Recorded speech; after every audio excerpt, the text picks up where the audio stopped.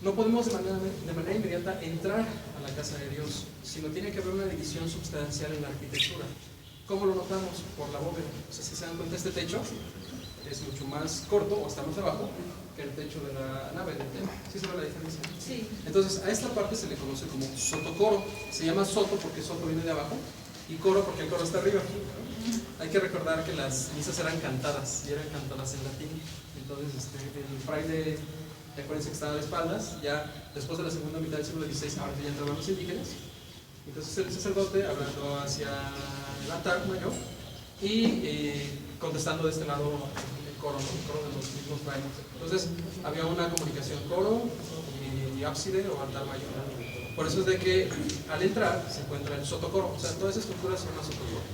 El sotocoro debería estar dividido por un muro artificial que se llama nártex.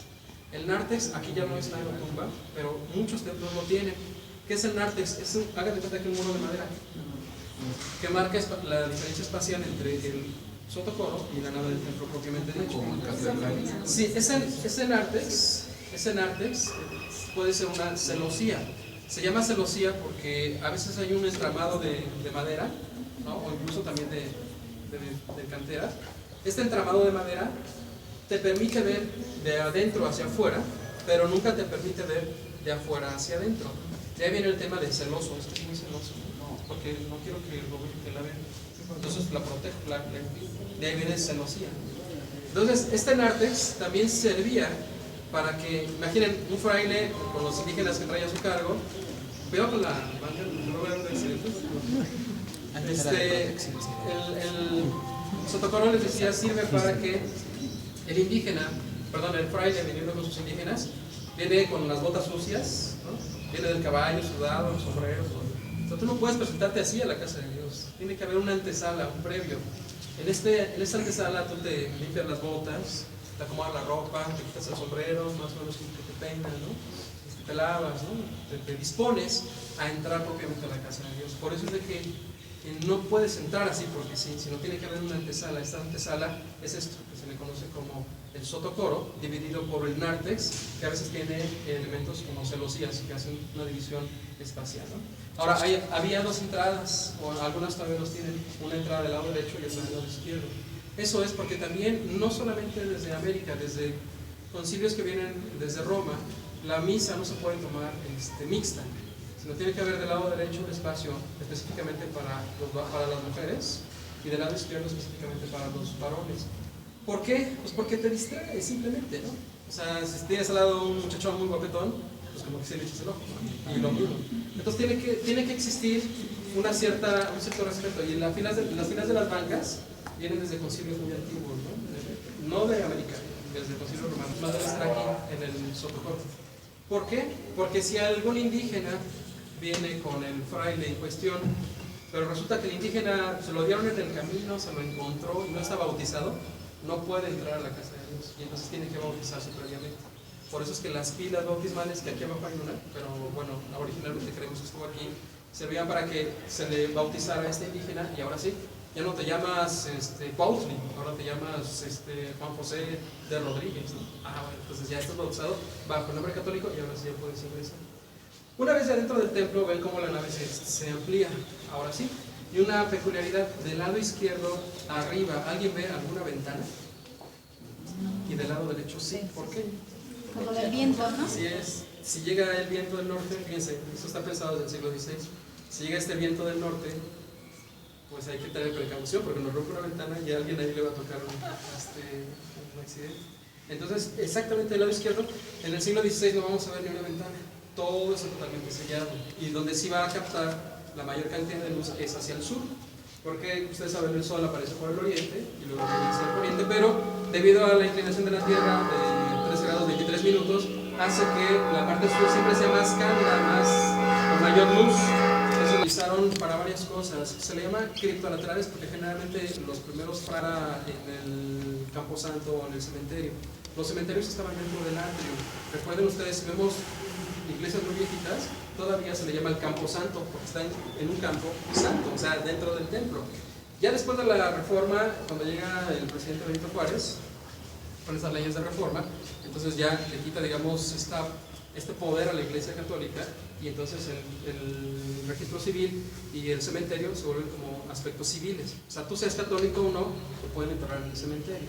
Pero antes de las guerras de reforma, tenían que ser enterrados dentro del templo. Y quien tomaba esa cuestión administrativa no era ningún ayuntamiento, sino quien lo hacía era la iglesia. Por eso todavía hay fe de bautismo, ¿no? Registro de vida, de muerte. De hecho, sumando un poco a lo que dice aquí en Otumba, tenemos archivos de muy antiguos. ¿Damos fecha? Yo creo que el más antiguo que he encontrado es no pertenece a ese tiempo, pero sí 1700. Bueno, pues hay 1700, 1800. Está en agua, ¿no? ¿En qué está? Tenemos una empresa privada, lo archivó, y tenemos todo el archivo así completito, desde fecha de 1700, que son sacramentos, matrimonio, nacimientos, bautizos, muertes, y de ahí cantidad de documentos, desde 1700. Aprovechando, ¿qué hay que hacer para tener acceso a esos documentos? Realmente esos sí son privados, solamente visuales y con gente autorizada por el obispo. Luego platicamos para... Claro, no, con ustedes no habría ninguna dificultad. Yo soy el que está a cargo de ese archivo, entonces sin ninguna dificultad lo podemos mostrar. Es una cosa muy interesante. Y sumando a lo de la guerra de reforma con el presidente Benito Juárez, este templo, bueno, a pesar de ser muy grande en la diócesis, tiene mucho terreno que podríamos decir expropió el gobierno. Entonces, eso que a usted le falta ver, que sería el huerto, la nave, todo eso, es toda la cuadra. Toda la cuadra, toda completamente. Y ahora si suben, son muchos, ¿verdad? Se nos vendría el techo encima.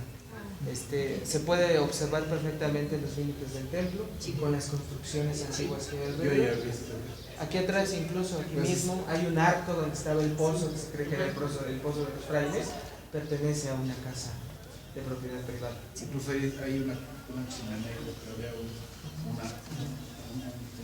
no sé qué, Sí. seguro que era. Es una cosa espantosa porque la pared del sagrario de este lado le sirve de tendedero a los demás. Es lo que vimos. Entonces es una cosa muy triste porque realmente es un conjunto que independientemente de seamos o no católicos, como decían así, es algo que tenemos que cuidar. Es algo que tenemos que cuidar. Desde la limpieza de todo. Esas capillas criptolaterales se llaman cripto, porque efectivamente sirvieron para enterrar, ¿no?, algunos personajes, y laterales están a los costados. Ahora sirven como espacios para colocar nichos. Aquí fíjense bien ya lo interesante. Toda la construcción, toda la nave tiene una planta. ¿Qué es una planta? Como el diseño, ¿no? Los diseños permitidos en el siglo XVI eran una cruz latina o rectangular. Aquí es un orden rectangular, o sea, es un gran rectángulo. Creemos que la nueva capilla que está de este lado es algo reciente o que pertenecía a una construcción posterior, porque generalmente, o en su defecto, llegó a tener otro brazo, lo cual no creemos porque está en claustro. Pero miren, la planta del siglo XVI solamente es rectangular o en forma de cruz latina. Esa es una convención que encontramos en el siglo XVI.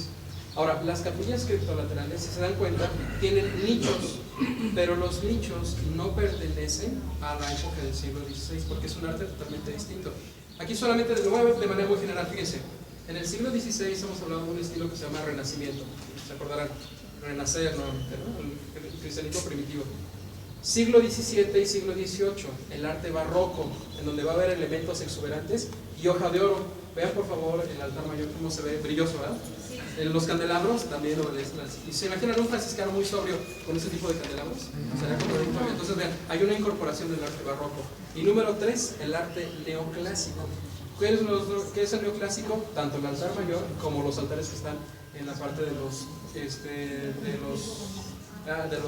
capillas criptolaterales. ¿Qué es neoclásico? Bueno, regresar a la escuela griega, ¿no? Retomamos la escuela greco-latina, y entonces a esa escuela que se le llama en historia del arte el arte clásico, se le hace, ahora se construye en el siglo XIX o siglo XVIII y se le llama el neoclásico. O sea, es el mismo estilo, pero lo traemos siglos posteriores, ¿no?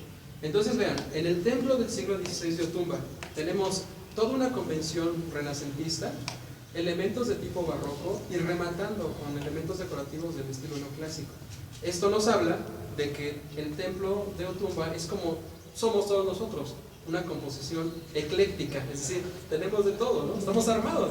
Quien dice que nada más los españoles y los indígenas se mezclaron es un error, porque los españoles venían de 800 años de mezcla genética con los árabes, y los árabes con Oriente, por la ruta comercial de la seda, etc. Entonces traemos de todo, ¿no? Hoy, afortunadamente, estudios en genética nos deriva que la información, tenemos genes de todo tipo, ¿no? Que es así, hecha en piedra, como si fuera un tablero de madera o de... mire, como lo del zaguán, como del portón. Bueno, si se simula, eso se llama casetón, si se simula ese casetón o tablero, se puede pintar. Y vean por favor el marco de la ventana, ahí se ven los casetones. Bueno, la primera donde está aquí, la primerita, ya ha sido restaurada, ¿sí la ven? Y la segunda, se ve el marco todavía como fue tapada con pintura así de blanco, como la pintaron encima. Y la que vemos, la más grande, que también ven alrededor, se va a restaurar. Pero ahí se ve efectivamente como hay evidencia de los casetones. Es un estilo ya correspondiente al siglo XVII, siglo XVIII del arte barroco, que es característico del neoclásico, se llama baldaquino o tabernáculo.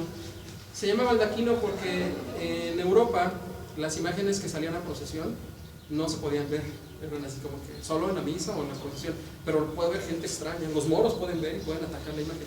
Entonces de una tela muy fina que viene de Bagdad se hacía esta estructura, cuando se hacía la estructura de madera y con la tela de Bagdad se tapaba. Entonces, al tener la tela fina de Bagdad, se le llama baldaquino, en alusión a la tela con la que se tapaba la imagen. Eso se utiliza ya en el neoclásico y vean, pues ahí vemos a la imagen, ¿no? Arriba remata con unos triunfos, eso se le llaman así los rayos, que nos dan un efecto pues, de mayor importancia.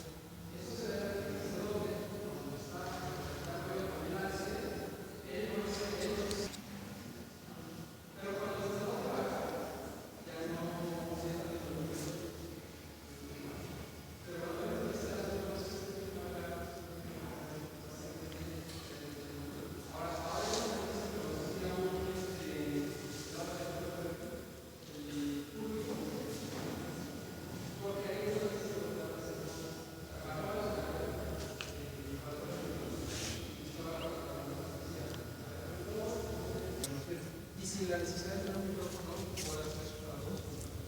Ya no se utiliza, pero antiguamente, en el siglo XVIII, XIX, era muy utilizado. Hasta mediados del siglo XX todavía se utilizó mucho. Concilio Vaticano II, que cambió la teología del sermón, que era más social, de pórtate bien, haz esto, a una cuestión más doctrinal, más de enseñar ahora sí la palabra